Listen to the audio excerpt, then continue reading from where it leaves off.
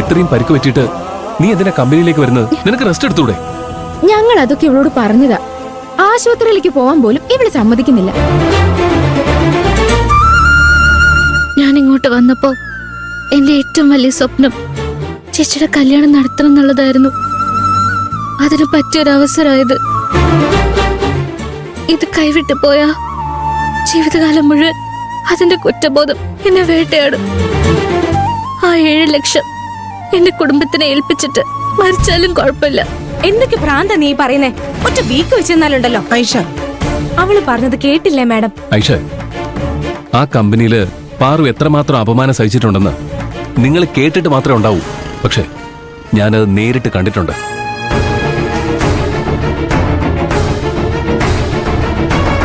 ഇവളെ ഇന്ന് വരെ അവിടെ ആരും ബഹുമാനത്തോടെ നോക്കിയിട്ടില്ല. ഈ മത്സരത്തിൽ ജയിച്ച് അവരുടെ എല്ലാവരുടെയും മുന്നിൽ ഇവളെ കഴിവ് തെളിയിക്കും. ഇവളെ എല്ലാരും ബഹുമാനിക്കും. അതുകൊണ്ട് പാറു എന്തായാലും മത്സരിച്ച് ജയിക്കണം.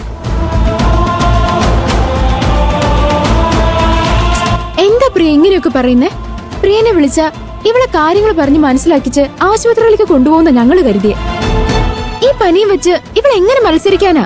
മത്സരത്തിൽ പങ്കെടുത്തില്ലെങ്കിൽ ആരും പാറുവിനെ കുറിച്ച് ഒന്നും പറയാൻ പോകുന്നില്ല. പക്ഷേ മത്സരത്തിൽ തോറ്റാൽ അവളെ കൂടുതൽ അപമാനിക്കല്ലേ ചെയ്യൂ. ശാസ്ത്രത്തിന്റെ കണക്ക് പുസ്തകത്തിൽ തേനീച്ചയ്ക്ക് പറക്കാൻ കഴിയില്ല. സ്വന്തം ശരീരത്തിന്റെ ഭാരം താങ്ങാൻ ആ ചിറകുകൾക്ക് പറ്റില്ല. പക്ഷേ ഈ കണക്കുകളൊന്നും തേനീച്ചയ്ക്ക് അറിയില്ലല്ലോ. അതെല്ലാവരുടെയും കണക്ക് കൂട്ടലുകൾ തെറ്റിച്ച് പറക്കും. പാർവും അതുപോലെയാ. ലോകം മുഴുവൻ എഴുതി തള്ളുന്ന അവസ്ഥയിലും അവള് ജയിച്ച് കാണിക്കും. അവളെ ആരും തടുക്കണ്ട. പാറു, ഇതൊക്കെ നിന്നെ തോൽപ്പിക്കാൻ വേണ്ടി ചിലരൊക്കെ കളിച്ച കളിയാണെന്ന് എനിക്കും മനസ്സിലാവുന്നുണ്ട്. പക്ഷേ അവരുടെയൊക്കെ മുന്നിൽ നീ തോറ്റു കൊടുക്കരുത്. നീ എന്തായാലും മത്സരിക്കണം. അവരുടെ മുന്നിൽ ജയിച്ച് കാണിക്കണം. വാ പോ. ശരി.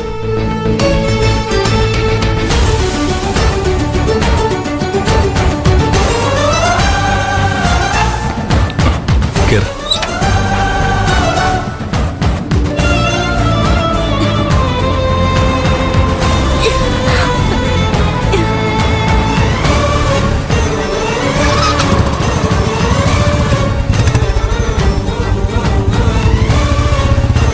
ഈശ്വര, പാറുവിനെ കാത്തോണേ.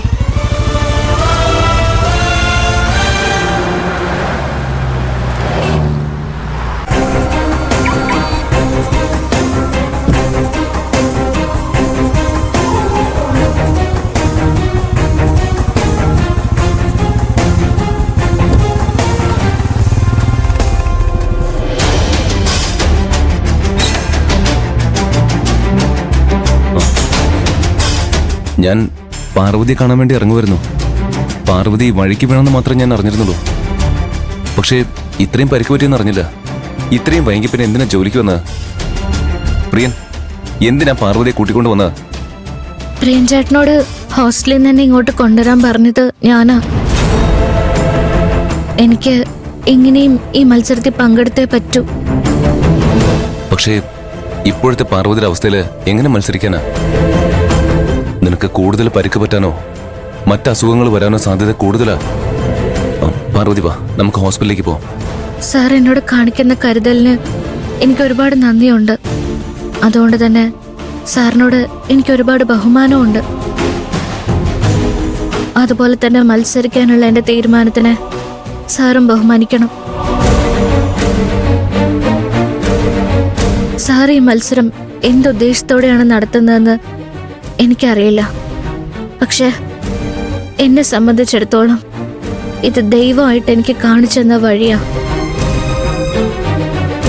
എനിക്കത് കണ്ടില്ലെന്ന് നടിക്കാൻ പറ്റില്ല. എന്നെ തടക്കരുത്. പാർവതി മത്സരത്തിൽ ജയിക്കണമെന്ന് എന്റെ അത്ര ആഗ്രഹിക്കുന്ന വേറെ ആരും ഇവിടെ ഉണ്ടാവില്ല. പക്ഷേ ഇപ്പോ പാർവതി മത്സരിക്കാൻ പറ്റിയൊരു അവസ്ഥയിലല്ല. ആരോഗ്യം കളഞ്ഞിട്ട് എന്ത് നേടിയിട്ട് ഒരു കാര്യമില്ല. പ്ലീസ് സർ, ഇതിനേക്കാളും നല്ലൊരവസരം എനിക്ക് കിട്ടില്ല. എനിക്ക് മത്സരിച്ചേ പറ്റൂ. പ്രിയൻ, പാർവതി ഒന്ന് പറഞ്ഞ് മനസ്സിലാക്കുക. പാറു പറയുന്നതിലും കാര്യമുണ്ട് സർ. അവൾക്ക് ജയിക്കാൻ കഴിയുന്ന നല്ല വിശ്വാസമുണ്ട്. അപ്പൊ നമ്മൾ അവളെ സപ്പോർട്ട് ചെയ്യല്ലേ വേണ്ടത്.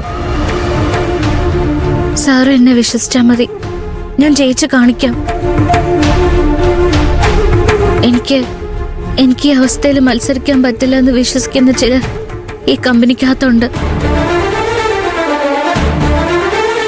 എന്നെ തോൽപ്പിക്കുന്നത് അത്ര എളുപ്പമല്ലെന്ന് അവരെയൊക്കെ എനിക്ക് തെളിയിച്ച് കാണിക്കണം.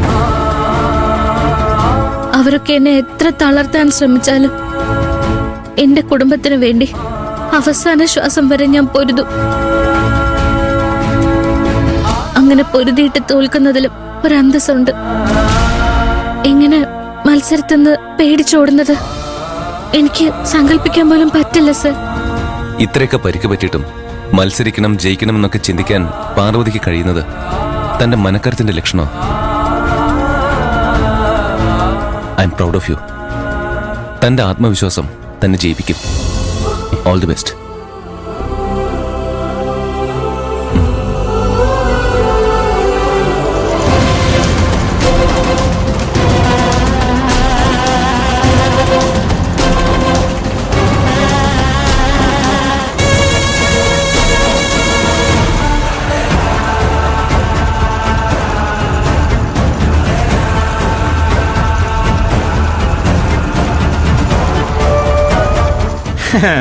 എന്താടാ നിന്റെ പാറു വരണില്ലല്ലേ?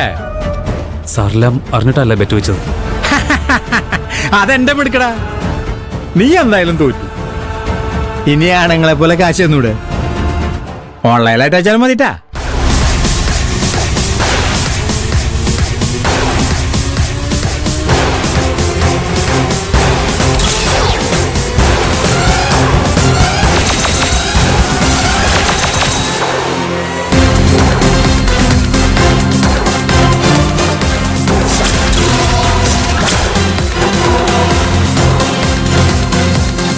ഇവൾക്ക് എണീറ്റ് കിടക്കാൻ പോലും പറ്റില്ല എന്ന് നീയല്ലേ പറഞ്ഞത്? എന്നിട്ട് ഇത് സിമ്പിളായിട്ട് വന്നല്ലോ. നീ എന്തിനാ പാറു ഈ അവസ്ഥയിൽ ജോലിക്ക് വന്നത്? എനിക്ക് എങ്ങനെയെങ്കിലും ഈ മത്സരത്തെ ജയിക്കണം. ചേച്ചിയുടെ കല്യാണം എനിക്ക് ഭംഗിയായിട്ട് നടത്തണം. അതിന് വേറെ വഴിയില്ല. അതിന് നീ എന്തിനാ ഇങ്ങനെ ആരോഗ്യം കളയുന്നത്? ഞങ്ങളിൽ ആര് ജയിച്ചാലും ആ കാശ് നിനക്ക് തരാം.